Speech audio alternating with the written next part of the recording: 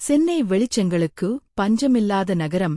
ஆனால் அர்ஜுன் மற்றும் தியாவின் அந்த சின்னஞ்சின் சிறு அப்பார்ட்மெண்டிற்குள் இன்று இருள் படர்ந்திருந்தது.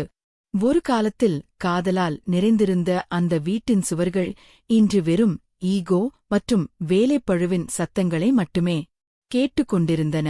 அர்ஜுன் ஒரு சாஃப்ட்வேர் இன்ஜினியர், தியா ஒரு இன்டீரியர் டிசைனர். இருவரும் ஒரு வருடத்திற்கு முன்பு ஒருவர் உயிருக்குயிராக காதலித்து இந்த லிவின் வாழ்க்கையை தொடங்கினார்கள்.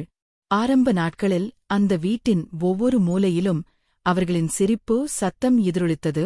ஒரு நிமிடம் கூட பிரியாமல் இருந்தவர்கள் அவர்கள். ஆனால் காலம் மாறியது.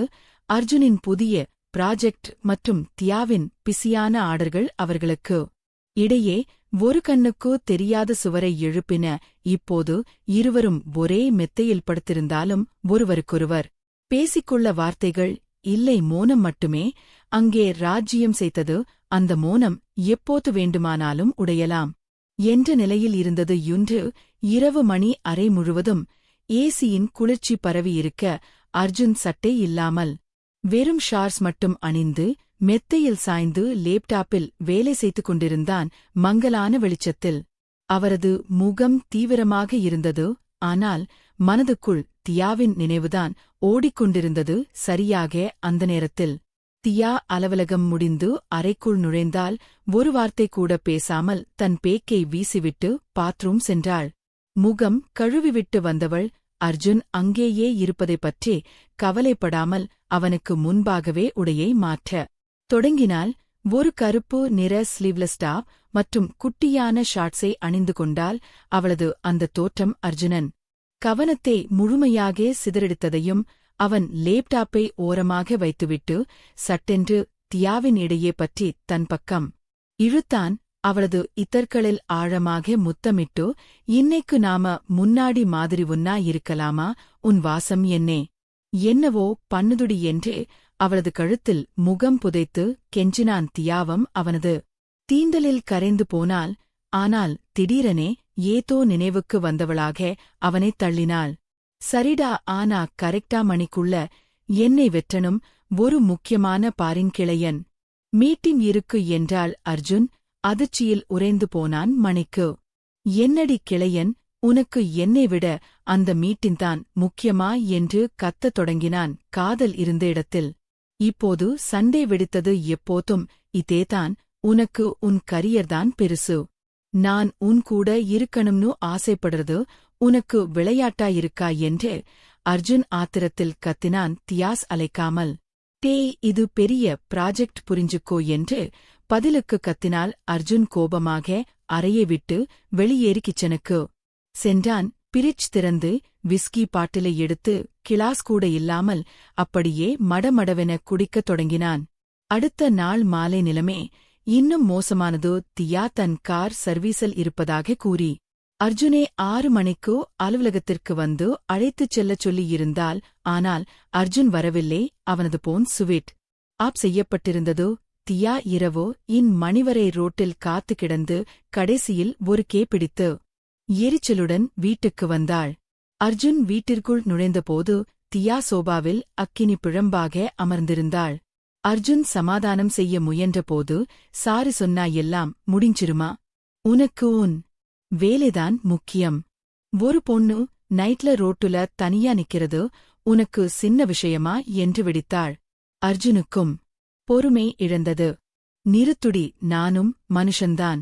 வேணும்னு உன்னை அங்க நிற்க வைக்கல என்று கத்தியவன் இன்னைக்கு நான் வீட்டிலேயே இருக்க மாட்டேன் என்று கதவை ஓங்கி அடித்துவிட்டு வெளியேறினான். பூன்மணி நள்ளிரவு ஒன்றை தாண்டிக் கொண்டிருந்தது. தியாகிரவிற்கு தூக்கம் வரவில்லை.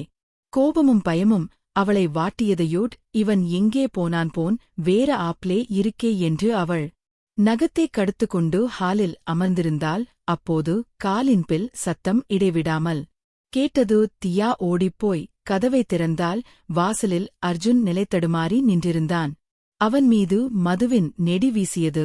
கண்கள் செக்கச் சிவந்திருந்தன. தியாவிற்கு ஆத்திரம் தலைக்கு ஏறியது. என்னடா நிலை சுட்டியிருக்க உன் மனசுல இப்படி ஒரு பொறுக்கி மாதிரி குடிச்சிட்டு வர்த்தற்கு உனக்கு எவ்வளவோ தைரியம் என்று கத்திக்கொண்டே அவனை அறைக்குள் இழுத்து வந்தால் அர்ஜுன் எதுவும் பேசாமல் தள்ளாடிக்கொண்டே பெட்ரோம் சென்று மெத்தையில் விழுந்தான். தியா விடவில்லை.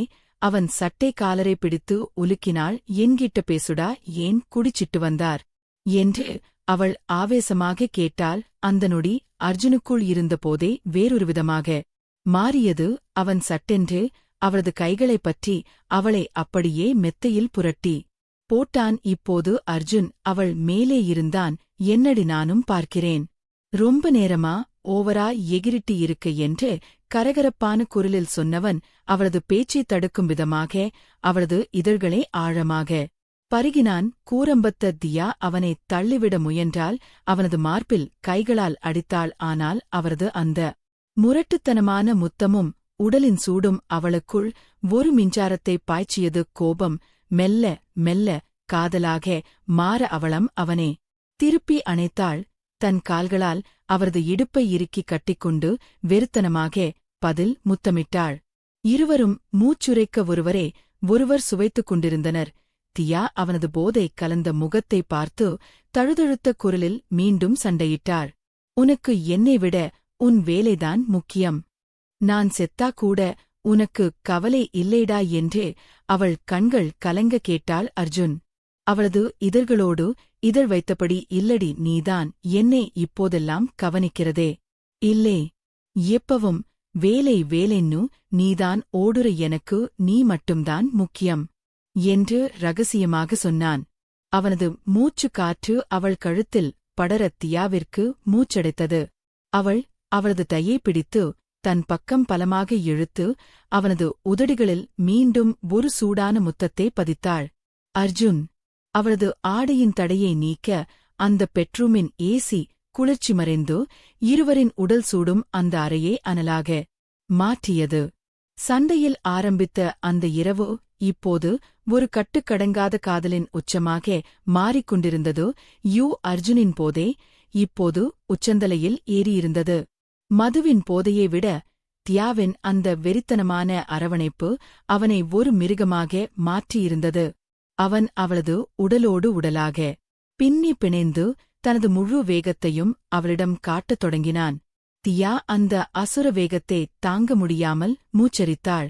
அர்ஜுன் ஆவேசமாக செயல்பட தியா தனக்கு ஒரு பிடிமானம் தேவை என்பதற்காக மெத்தைக்கு அருகில் இருந்த அந்த மரத்தாலான டீப்போயை தனது கைகளால் இறுக்கமாக பற்றிக் கொண்டாள்.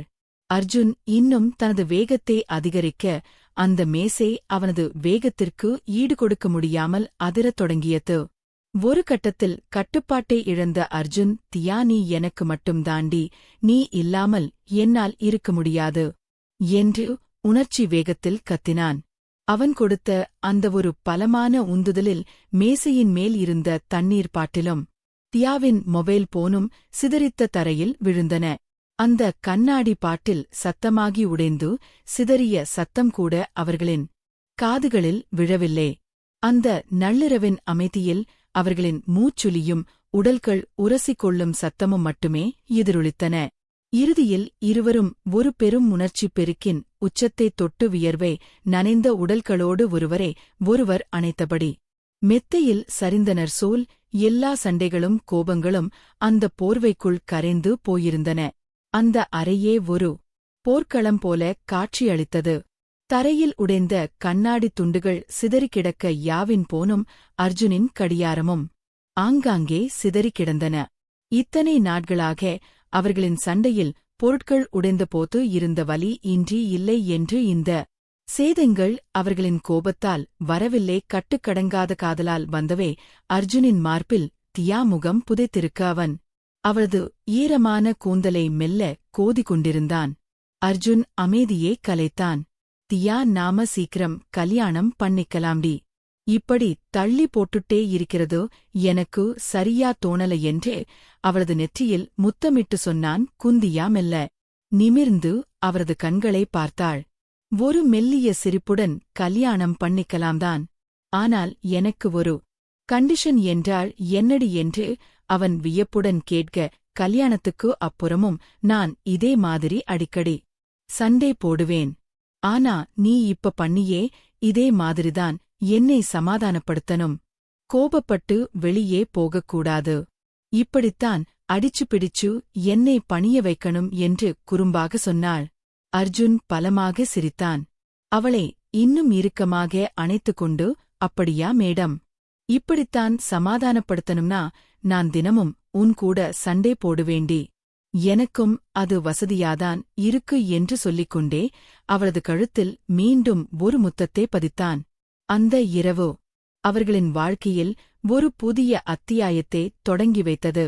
வேலை, ஈகோ, நேரமின்மை என எல்லாம் இருந்தாலும் இறுதியில் அவர்களின் காதல் அனைத்தையும் முறியெடுத்து அந்த அறையில் மீண்டும் ஒரு சொர்க்கத்தை உருவாக்கியது அர்ஜுன் மற்றும் தியாவின் இந்த அதிரடியான காதல் கதை. உங்களுக்கு பிடித்திருந்தால் மறக்காம இந்த வீடியோவுக்கு ஒரு லைக் போடுங்க. வாழ்க்கையில வேலை, ஈகோ இதெல்லாம் தாண்டி காதல்தான் ஜெயிக்கணும்னு நீங்க நினைச்சா கமெண்ட்ல லவ் வின்ஸ் அப்படின்னு டைப் பண்ணுங்க. இது போன்ற இன்னும் பல விறுவிறுப்பான த்ரில்லிங் மற்றும் நெஞ்சு தொடும் கதைகளைத் தொடர்ந்து கேட்க இப்போதே நம்ம மாயா கட்டைகள் சேனலை சப்ஸ்கிரைப் பண்ணிட்டு அந்த பெல் ஐகானையும் கிளிக் பண்ணிடுங்க. உங்க ஆதரவுதான் எங்களோட பலம். அடுத்த ஒரு சூப்பரான கதையோட உங்களை சந்திக்கிறேன். நன்றி.